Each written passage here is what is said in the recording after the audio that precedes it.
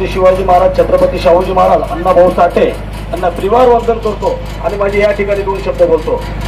या ठिकाणी जय श्रीकांतनं ज्यावेळेस हर्सुल या ठिकाणी अतिक्रमणचा सगळ्यात पहिला हातोडा चालवला, त्या ठिकाणी कोणत्याही प्रकारचा मोर्चा निघाला नाही आणि त्या ठिकाणी कोणत्याही प्रकारचा आक्रोश निघाला नाही, म्हणून जय श्रीकांतची या ठिकाणी औरंगाबाद शहरामध्ये ताकद वाढली आणि ताकद वाढल्यानंतर जर दुसरा हातोडा जर पडला असेल तर तो संजय नगर मुकिंदवाडी या ठिकाणी पडला।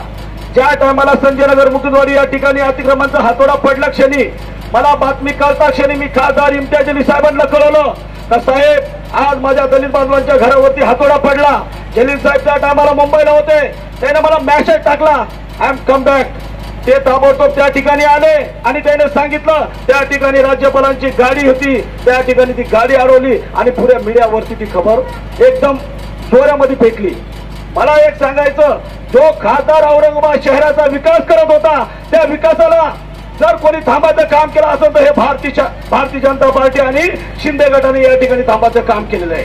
म्हणून तुम्हाला सांगायचं का या ठिकाणी औरंगाबाद शहराचा जर तुम्हाला आम्हाला जर खरं विकास करायचा असेल तर जलील साहेबांनी संसदेमध्ये एक मुद्दा मांडला होता, तुमच्या लक्षात नसेल, तुम्ही जरा ध्यानात ठेवा, त्यांच्या युट्यूब वरती जा तुम्ही आणि तो मुद्दा ऐकून घ्या।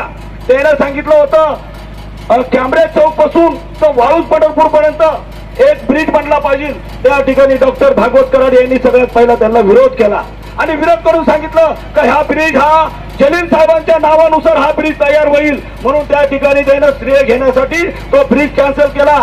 नाही तर तो ब्रिज जर बनला असता तर आमचे घर त्या ठिकाणी गेले नसते।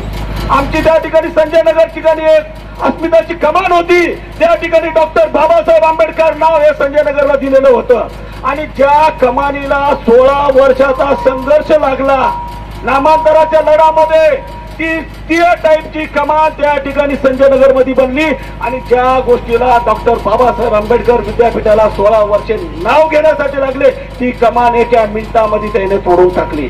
त्या ठिकाणी एक माझा बांधव त्या ठिकाणी पळत गेला आणि त्या कमानीच्या ठिकाणी थांबायचं काम केलं। त्या ठिकाणी पोलीस प्रशासनाने त्याला 3ऱ्या हुकमापर्यंत पदाडलं। अरे बाबांना तुमची दादागिरी कुठपर्यंत सहन करायची, कुठपर्यंत सहन करायची, आतापर्यंत आम्ही सहन केली, इथून पुढे आम्ही ती दादागिरी सहन करून घेणार नाही। म्हणून तुम्हाला मी सांगत असतो, आपल्याला संविधानाच्या हक्कानुसार आपल्याला लढायचंय।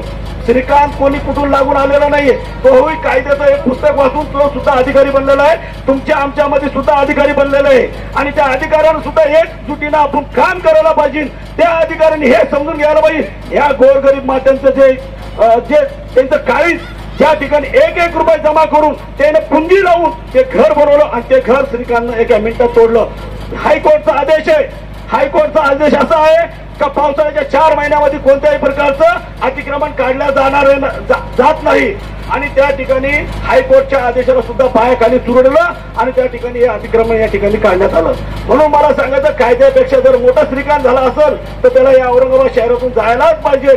असा गुंड प्रवृत्तीचा असा हा व्यक्ती या ठिकाणी राहायला नाही पाहिजे आणि जर अशा पद्धतीचा व्यक्ती या ठिकाणी जर राहत असेल तर त्याला एक दिवस भीम टोला दाखवल्याशिवाय राहायचं नाही।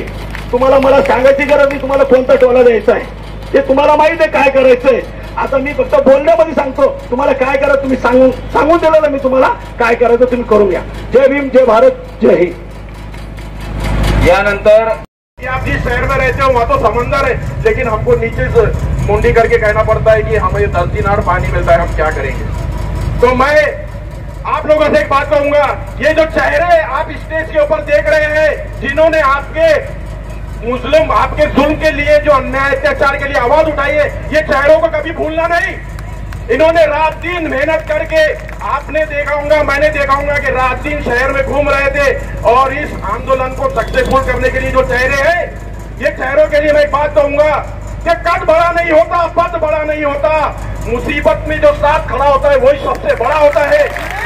मैं इतना कह के और आगे जितने भी ये लोग, ये नेता और ये जन आंदोलन की तैयारी करेंगे, जो भी जन आंदोलन करेंगे उसके लिए गब्बर एक्शन कमेटी इनके साथ में पेश खांधे से खांधे लगा के खड़े रहेंगी। मैं इतनी बात कह के अपने 2 बात खत्म करता हूँ। जय हिंद, जय भारत, अल्लाह हाफिज।